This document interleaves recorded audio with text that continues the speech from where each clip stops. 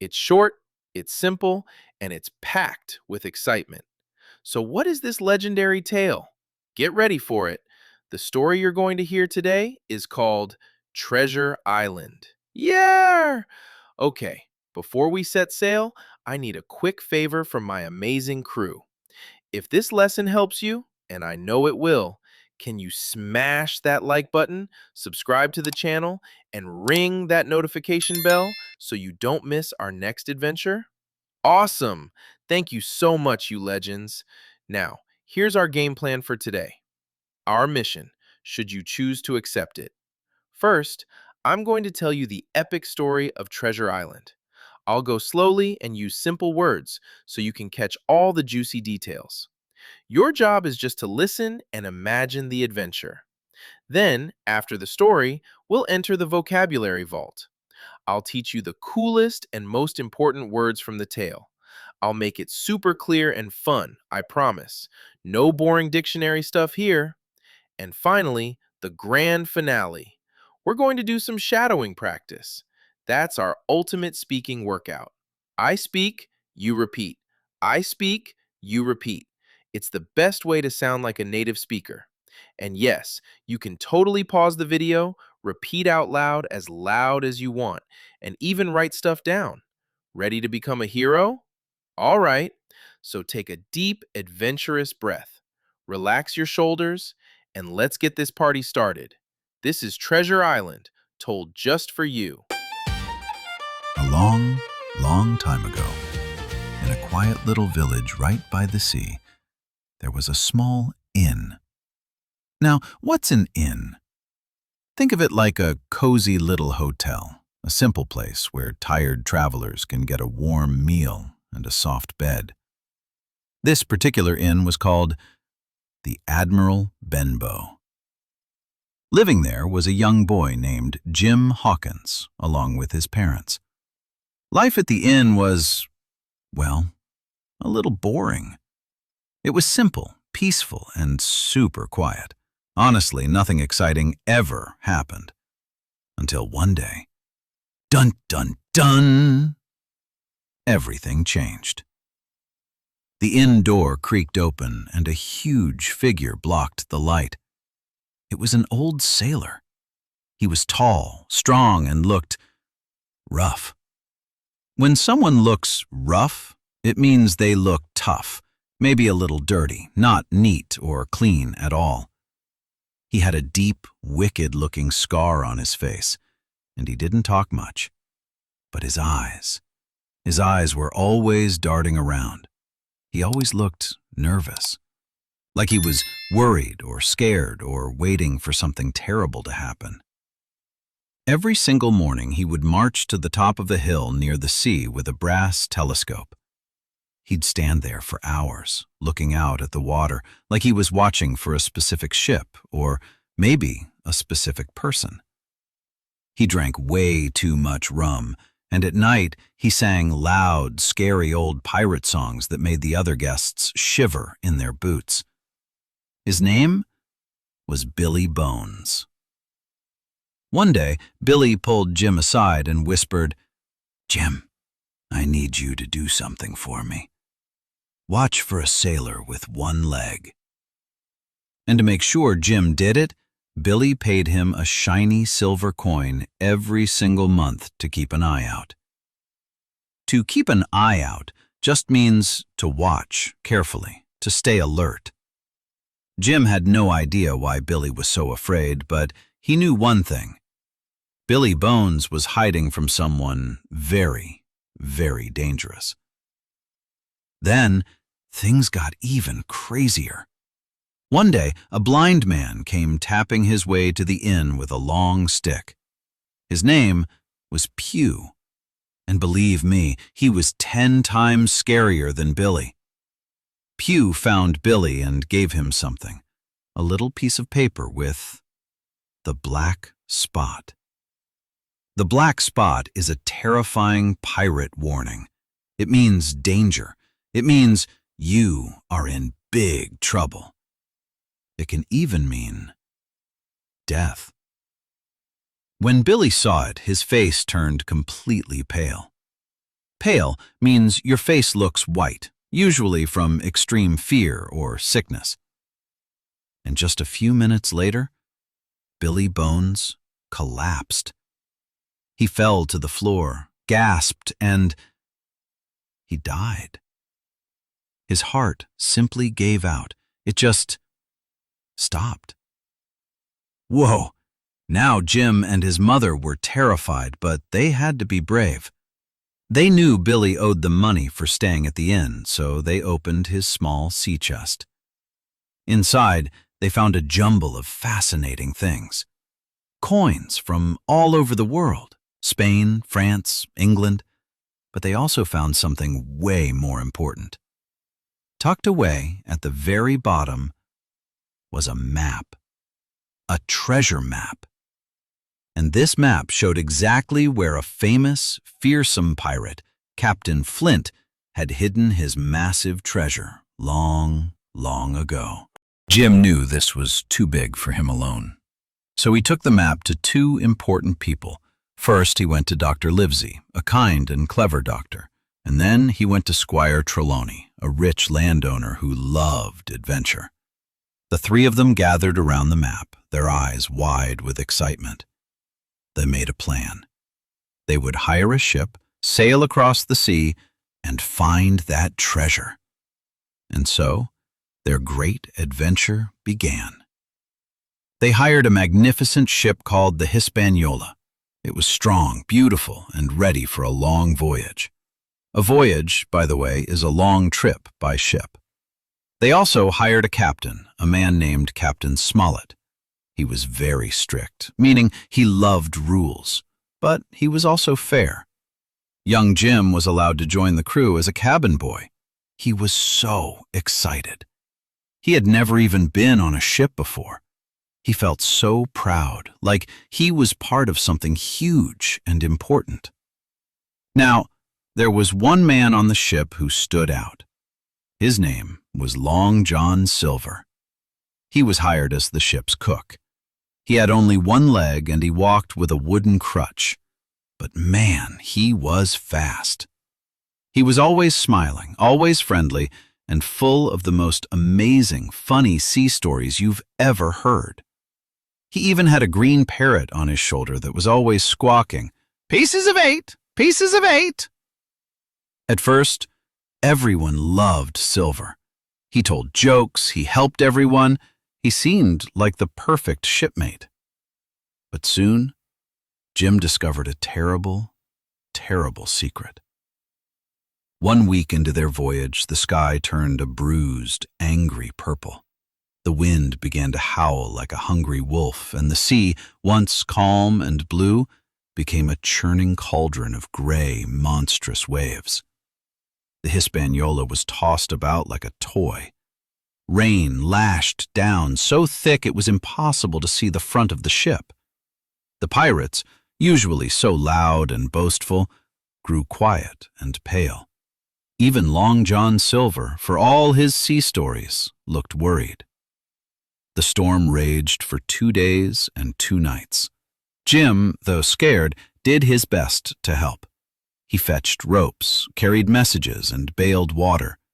He saw the true courage of Captain Smollett, who stood at the helm, his face grim, fighting the storm with all his might. When the storm finally broke, the sun felt warmer and brighter than ever before. They had survived. The ship was damaged, but not broken, and they were still on course for Treasure Island. The storm had tested them, but it had also made them stronger. It had shown them the true power of the sea and the importance of working together.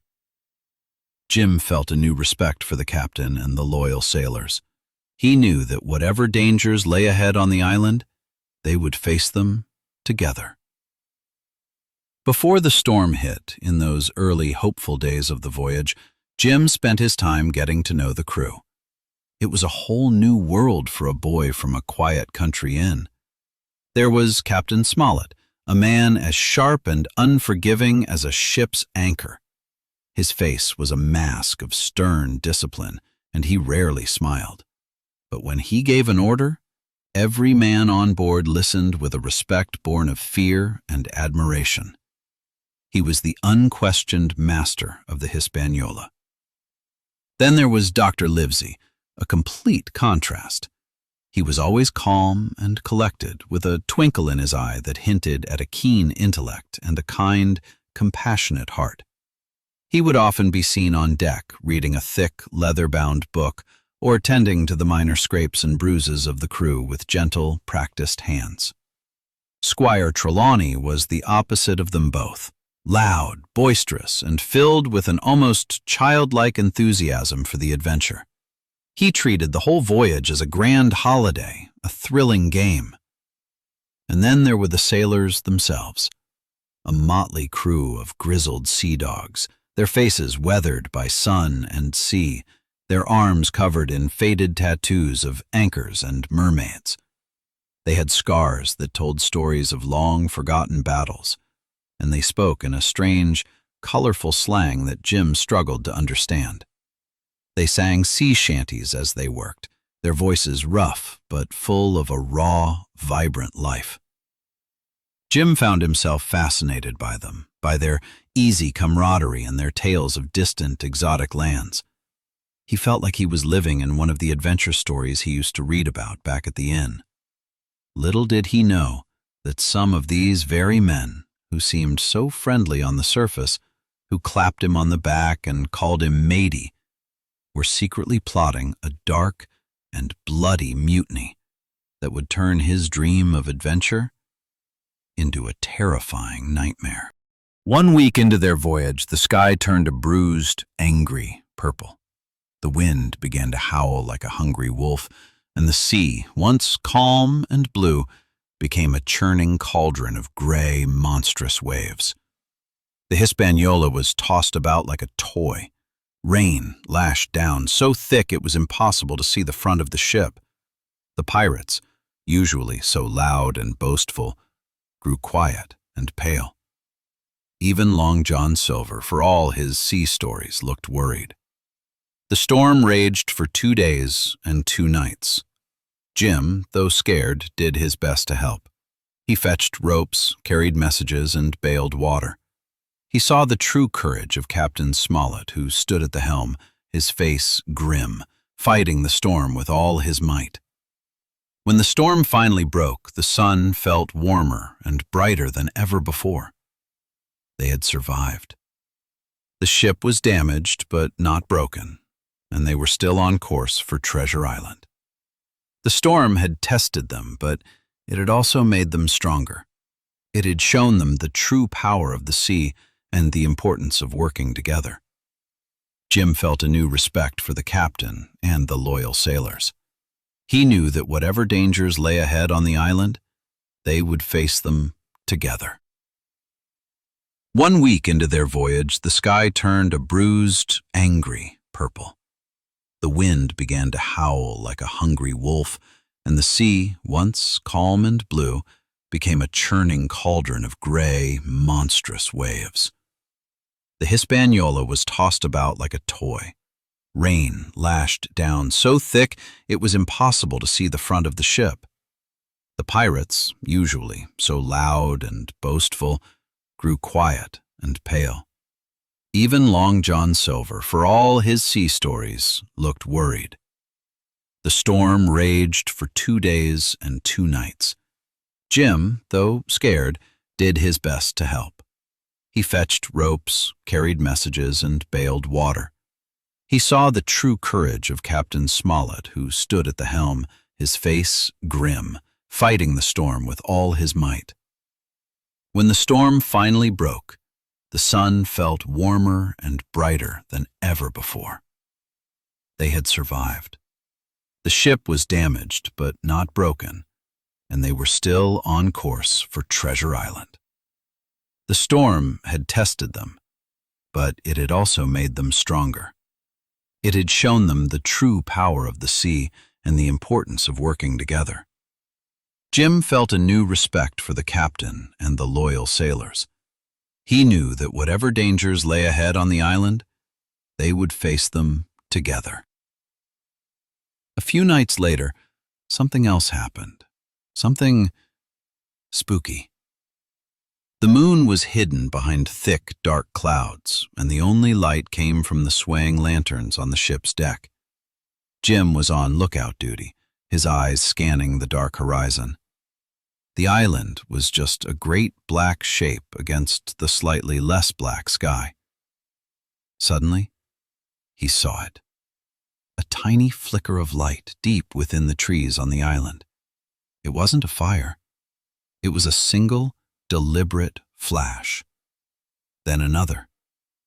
And another. It was a signal. One night, Jim wanted an apple. He climbed inside a big, empty apple barrel to get one. And while he was hiding in there, he heard voices. It was Long John Silver talking to some of the other sailors. And Jim realized something that made his blood run cold. Silver, and many of the crew, were pirates. They were Captain Flint's old crew, and they had a wicked plan. They would pretend to be good sailors. They would wait until the treasure was found, and then they would take over the ship. To take over means to take control, usually by force. They planned to get rid of Captain Smollett and his friends and keep all that glorious treasure for themselves. Jim was terrified, but he stayed completely silent, listening to every single word. Later, he snuck away and told Captain Smollett, Dr. Livesey, and the squire everything. Now they knew the truth. Their ship was filled with dangerous enemies. They had to be careful. They had to be ready for a fight. After many, many days of sailing, they finally saw it. Treasure Island. The island was beautiful, covered in green trees. It looked wild and quiet. It looked calm. But Jim and his friends knew better. They knew that hidden in that beauty, there was danger. Some of the crew, including Silver, went to the island right away. Jim went too. But as soon as they landed, Jim walked off alone into the forest. To walk off means to leave quietly, without telling anyone. And while Jim was exploring, he met a strange, wild man named Ben Gunn. It turns out Ben Gunn used to be a pirate on Flint's crew. But his friends had left him on the island all alone 3 years ago. He survived by eating berries and goats. He was kind, but also really weird from being alone for so long. And Ben Gunn told Jim a huge secret. He had already found Captain Flint's treasure, and he had moved it and hidden it in a new, safe place. Ben said, "I will help you, but you must promise to take me home." Jim agreed immediately. As Jim ventured deeper into the forest, the island revealed its secrets to him, and he felt a growing sense of awe and dread. It was a place of wild, untamed beauty, a world untouched by human hands. The trees were ancient and immense, their gnarled branches forming a thick green canopy that blocked out the sun, plunging the forest floor into a perpetual, eerie twilight. Strange, colorful birds, like living jewels, flitted through the leaves, their sharp alien calls echoing in the profound silence. The air was thick and heavy, rich with the scent of exotic flowers and the damp, loamy smell of decay. Jim saw bizarre plants with huge, waxy leaves that seemed to watch him as he passed, and tangled vines that snaked across his path like sleeping pythons. He heard the constant rustle of unseen creatures in the undergrowth, a sound that kept his nerves on edge. The island felt alive, breathing around him, a sleeping giant that could awaken at any moment. It was a paradise, but a dangerous one. He saw a snake, its scales glittering with a venomous beauty, slither across a sun-dappled rock. He heard a strange, high-pitched cry that made him jump and clutch the pistol in his belt. He stumbled upon a human skeleton, clad in the rotting remains of a sailor's uniform, a chilling reminder of the island's dark history. He realized that he was an intruder here, a stranger in a world that had its own ancient, unforgiving laws. The stunning beauty of the island was matched only by its profound sense of menace. It was a place where a fabulous treasure could be hidden, but also a place where a life could be easily and brutally lost. While all this was happening, things back at the beach got way worse. Silver and the pirates tried to take control. They wanted that map. But Captain Smollett, Dr. Livesey, and the other loyal men were smart. They moved into an old wooden fort on the island to stay safe. And soon, the fight began. The pirates attacked the fort. They used guns and swords, but the loyal men were brave and defended the house. They would not give up. Then Jim did something incredibly brave.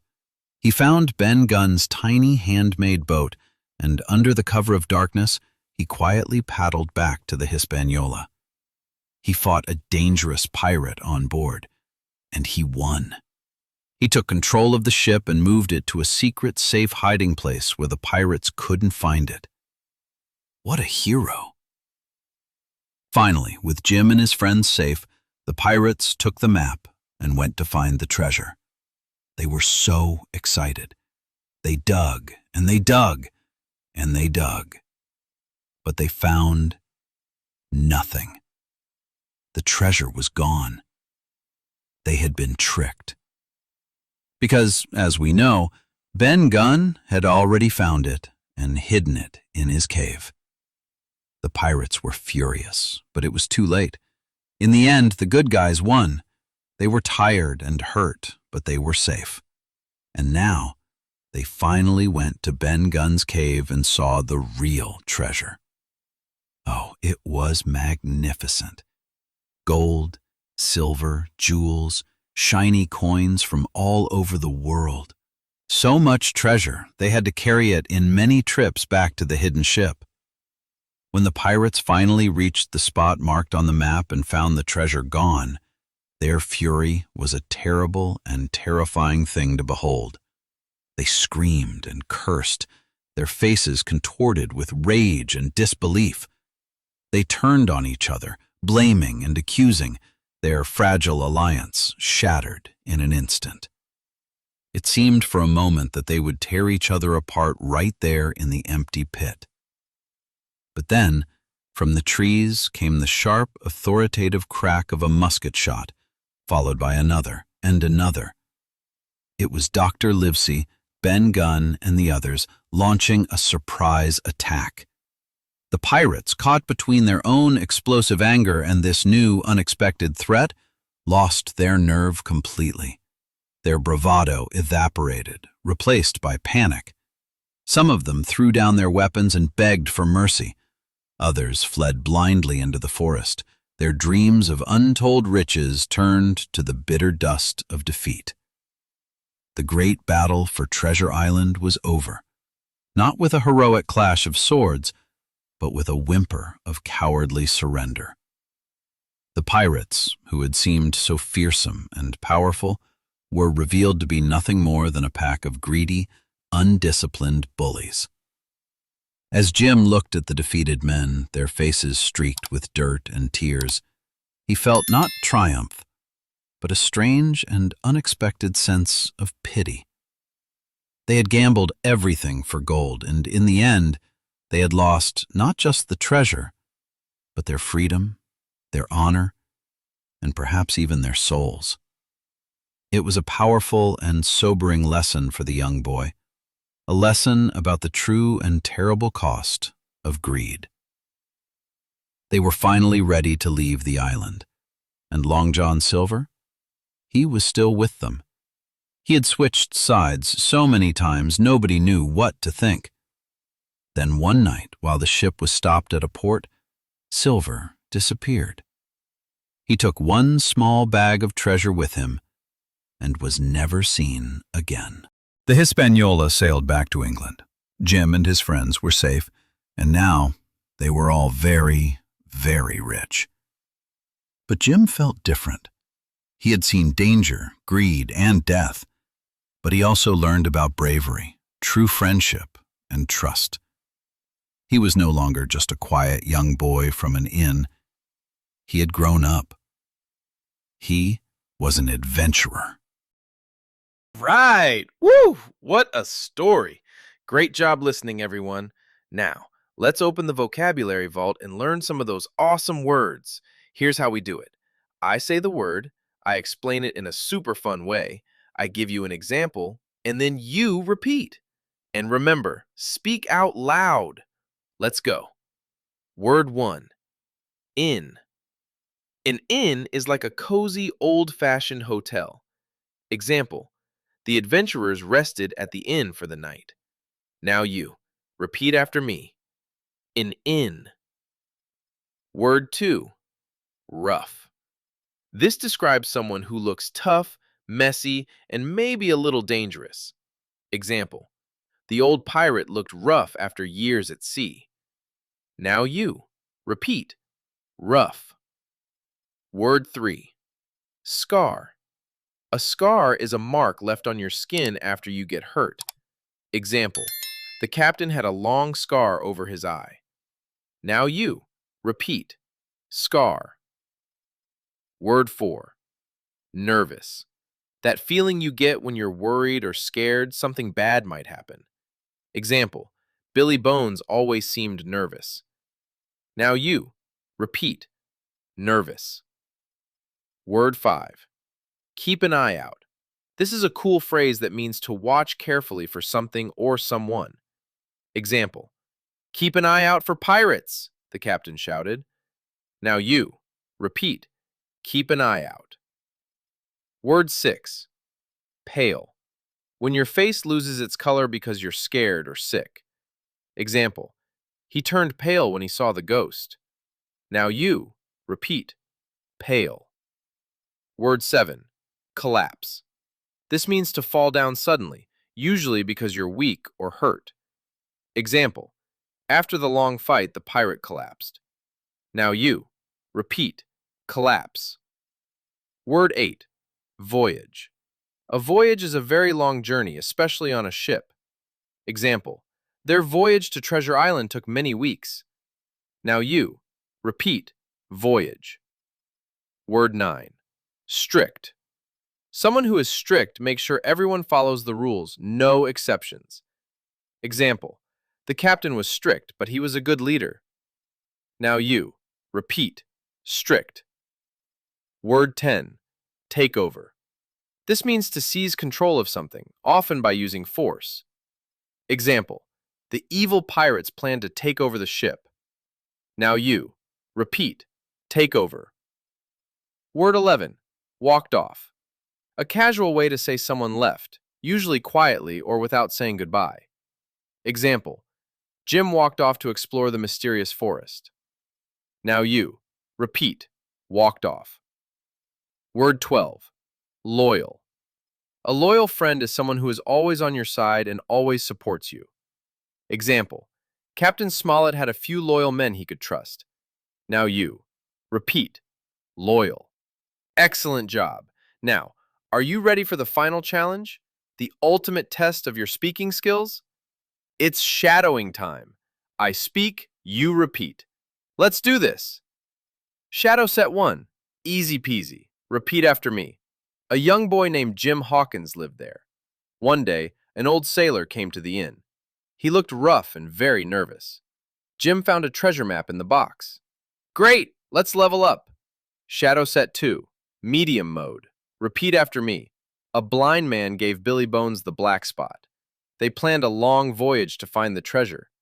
Long John Silver was hired as the cook. Jim discovered their terrible secret plan.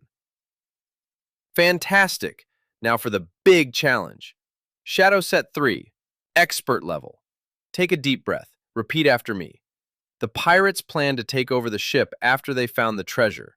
When the ship arrived at Treasure Island, Jim walked off into the forest alone. Jim met Ben Gunn, who had already found the treasure and hid it in a secret cave. You're doing amazing. Okay, final speaking challenge. The boss battle. Try to say this whole epic sentence. Don't worry about mistakes, just have fun. Ready? Repeat.